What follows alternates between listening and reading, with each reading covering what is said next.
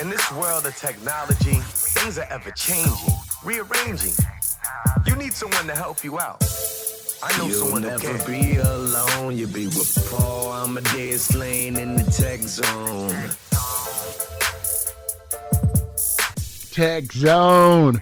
Welcome back, Paul Amadeus Lane. Loving the track by my man, Disaster. He hooked it up, spitting bars. You heard it in the intro of the show.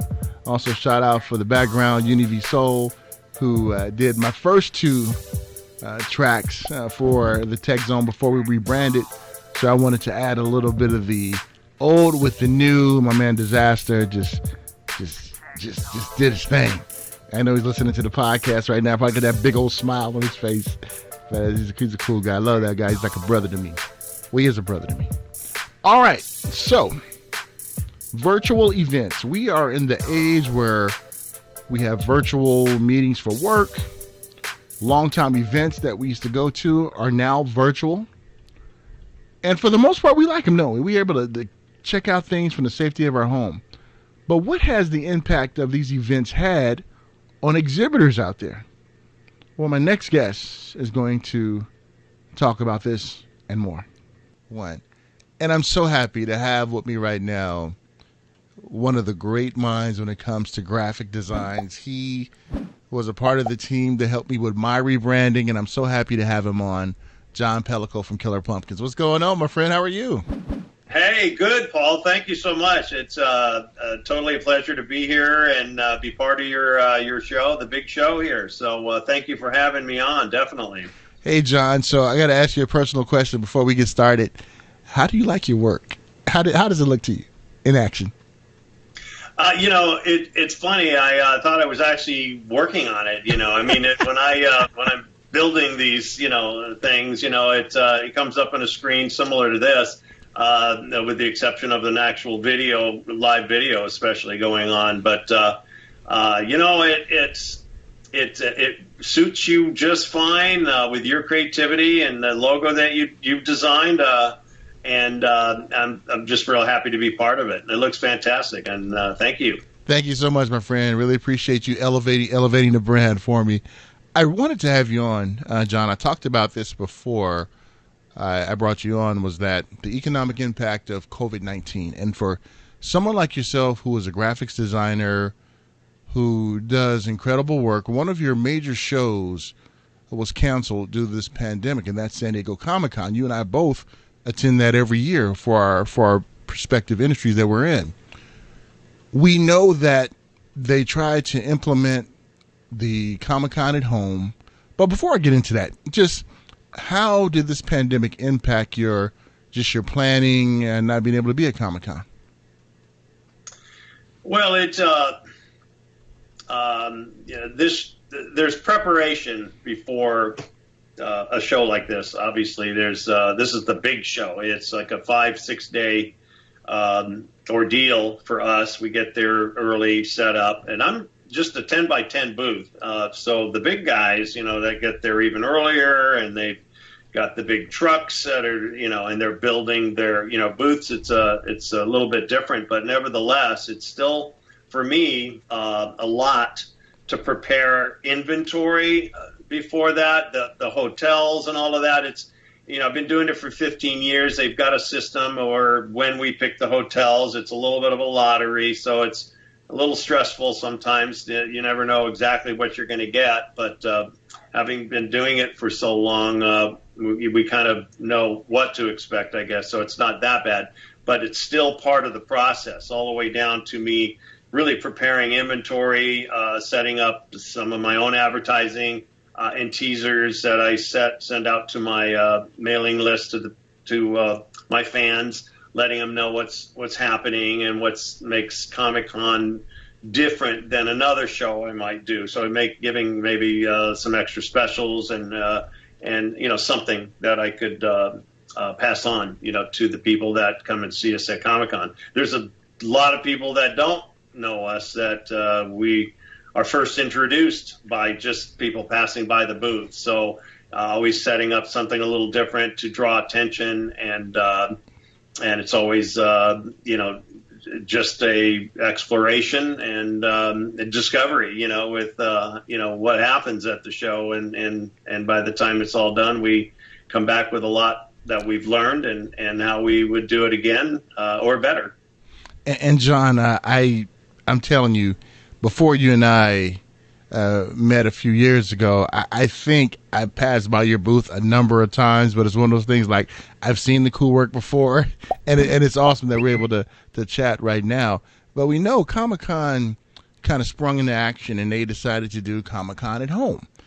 And even though ones in the entertainment field were able to still get their message across, but what about exhibitors like yourself? Did Comic-Con at home help you any with your business? Well, it was a challenge for both, mostly Comic-Con, for them to have to, at the last minute, decide and build a virtual representation of this big live show that has so many aspects to being there in person, being in the city and all of that. I mean,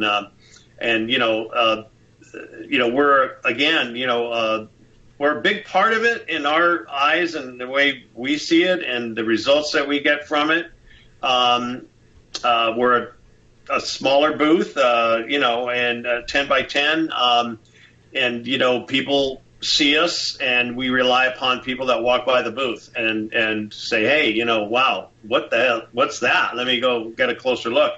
That not being part of the process any longer makes it, I wouldn't say difficult. Well, it makes it difficult or challenging to try to recreate that, in a virtual site, but it's almost impossible to do so because when you what they ended up presenting was kind of pretty much what most people can only do, which is setting up kind of a map and an overall look at what the floor, the exhibitor floor looks like. It's basically their map, and that people can kind of browse around that way. There's so many vendors that it's really difficult to have with them all branded, so you have all these logos or whatever. And even if they did, you would kind of look around, but would anybody know me if they've never seen me before by just my logo? I guess in this case, I might have to hope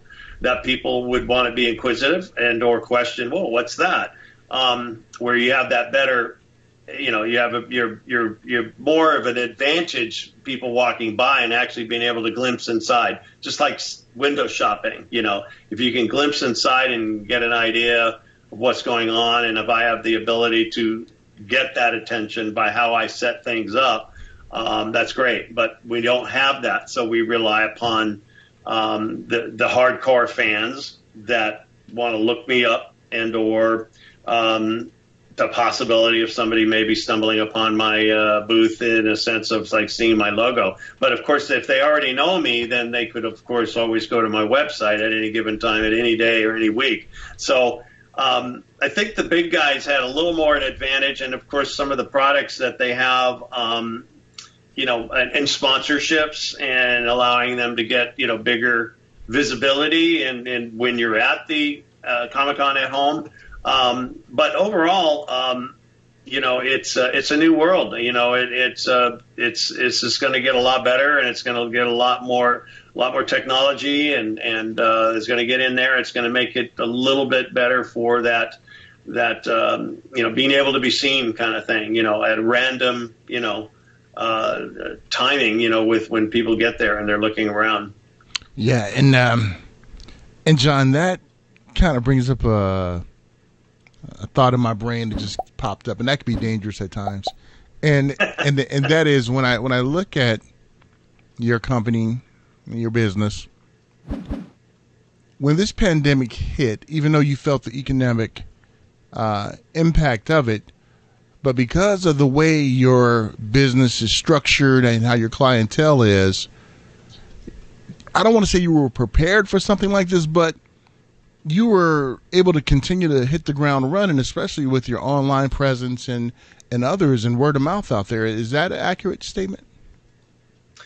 Well, it was not something that I haven't already been doing. Online presence, the social media, obviously the website. Everyone has a website, but how you perform or how you get yourself out there with other social media is something that we're all pretty used to. It's Comic-Con that wasn't used to all of a sudden having to present themselves. They have a website and everything, but now to present the famous, Comic-Con, convention, and expo is something much newer to them than me. All I can do is do what I've been doing on a technical, online type of presentation, and follow the rules of guidelines that they've given us to work with. Obviously, I'm doing a lot more online advertising or just trying to up our presence, with the knowledge of knowing that we're not going to have Comic-Con or even other shows, at least in the very near future.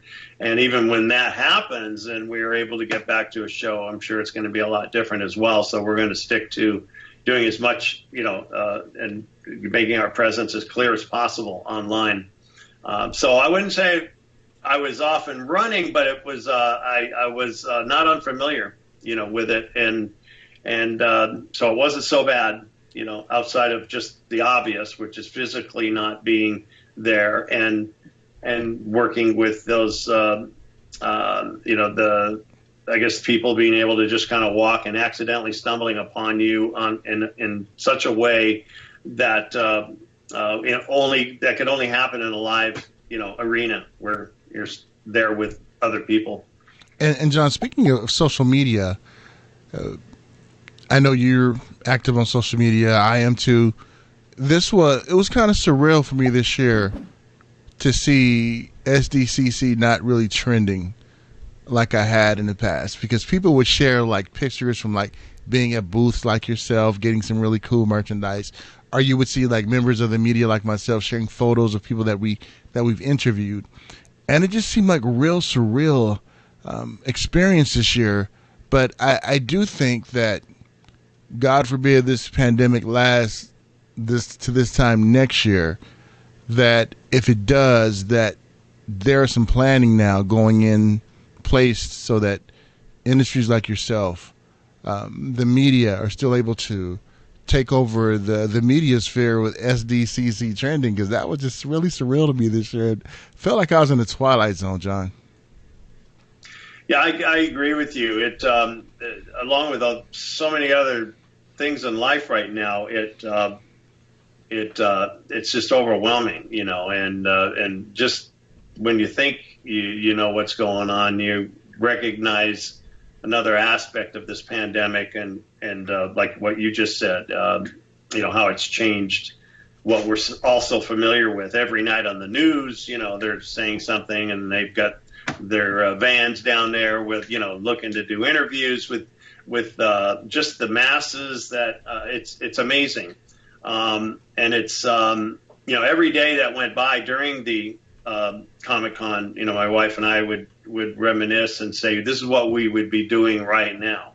And for the most part, it was very bittersweet, because there's so many people that, and fans and friends, and they're like family now. We ask about their kids and their lives. And they come in to say hello and not necessarily always buy something, but we look forward to seeing them as just as much as they look forward to seeing us, just to talk and catch up and stuff. So, everything just came to a halt, and not seeing it online as much, with the picture sharing. And we did that. We took lots of pictures. I had my son-in-law going out taking pictures of other booths and just Comic-Con in general. He was very creative with his photography, and we would post pictures like day 1, day 2, and I got so many more people coming to my Facebook page and Instagram to just see the pictures, and yeah, it was branding on my part, but I felt good that I could actually give that, to people. Now, many other people would do the same thing. We had our take on it, and there was always a little bit of me in there too with Killer Pumpkins. But for the most part, I was sharing the whole experience of Comic-Con, and that all came to a screeching halt.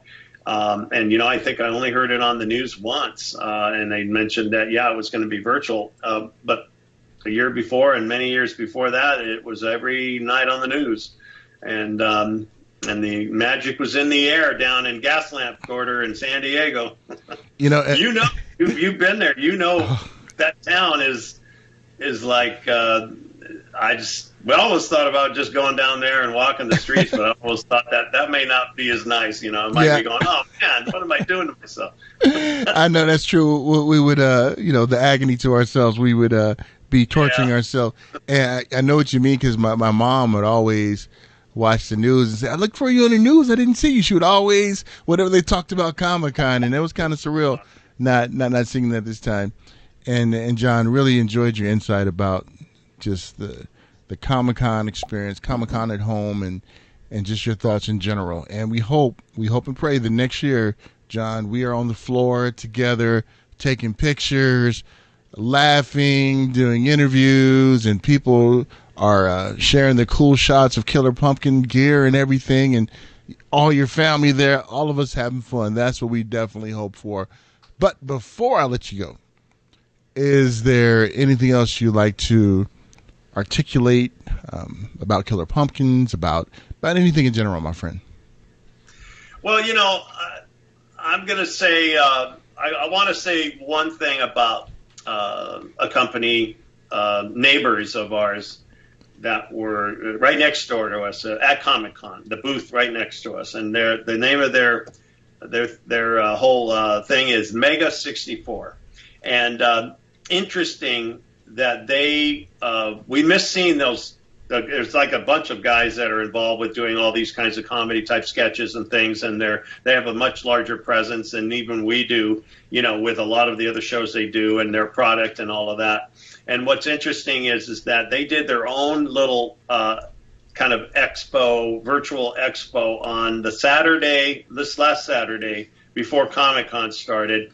And they're on the Comic-Con at home as well, but they also added this little additional thing. And what they did was they did basically a video of like them behind their booth, broadcasting like this podcast to all of their fans, and it looked exactly like the booth that they have at Comic-Con. And I actually stumbled upon it because I got a lot of attention on my Killer Pumpkin site, and I got orders for artwork. It was very unusual that in one day I would get like 7-8 orders. So I did a little investigation, found out they had done a shout out to Killer Pumpkins. And so I found the podcast and watched it. And sure enough, within the first 5 minutes, they went and did this fantastic shout out to Killer Pumpkins and said, these guys we love them. They're our neighbors. The artwork is awesome. You got to check it out. They showed pictures of my galleries, and plus watching this while they're in the booth, that looks just like, made me feel that we were really at Comic-Con this year. It wasn't so bad, you know what I mean? And I wanted to give a shout out to them at Mega 64 for doing that. It made us feel at home, and sure enough, it started off the Comic-Con, virtual Comic-Con perfectly for us. So Killer Pumpkins is next year is another year. Definitely going to look you up. See, we got kind of more connected between this year and last year. So, next year we're going to go out to dinner or something, when we, or at least hook up and talk and relax, and come see you, or you can come to see my booth now, and we'll hope for a really, really exciting comeback. I will be there, my friend. I am so looking forward to it. And John, it's been awesome chatting with you. And do me a favor. I saw something out the corner of my eye. You tell your lovely wife, Cindy, to come in and say hi to us. She can't walk past and not say hi. Cindy, say hi to everybody. Hello, hi. How are you? Awesome. That's John's lovely wife, Cindy. And Cindy, thank you so much for letting me and John play together through the last couple of weeks, getting this project together and everything. Thank you so much. And you guys are amazing. It was was a pleasure meeting you, Paul. All right. Thank you, Paul. Take care. I do appreciate just you and who you are and what you do. And if there's anything I can do to make it look sharp and tidy, you know who to call. Absolutely. Oh, I almost forgot. How can ones look tidy and sharp like me with all your great work that you do? How can they get in contact with you again, my friend? Well, I have two. Killer Pumpkins is my fun personal project, and we are closing in on the season again, and it's killerpumpkins.com. You can probably see a little bit of my logo right here. That's what you look for. And, of course, Pellico and Associates is my graphics. And you could, I don't have a website for that, but you can find me through Killer Pumpkins. And a lot of good people out there refer me. I've been in the business for so long. I don't really advertise, but you can certainly, find me on Facebook at Pellico and Associates or just John Pellico. And or Killer Pumpkins.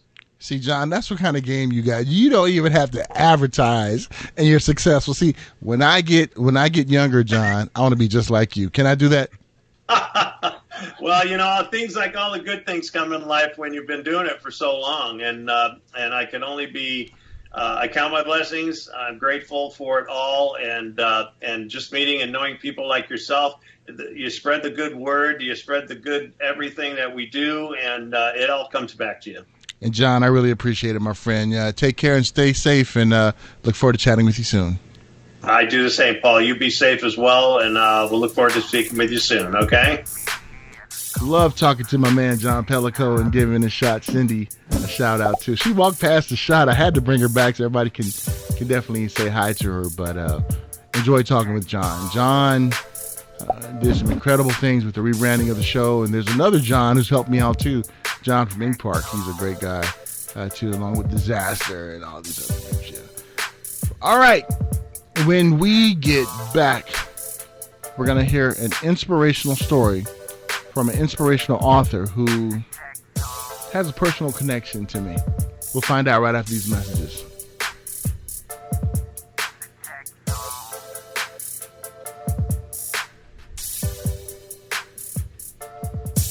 In this world of technology, things are ever changing, rearranging. You need someone to help you out. I know someone who can. You'll never be alone. You'll be with Paul Amadeus Lane in the Techzone.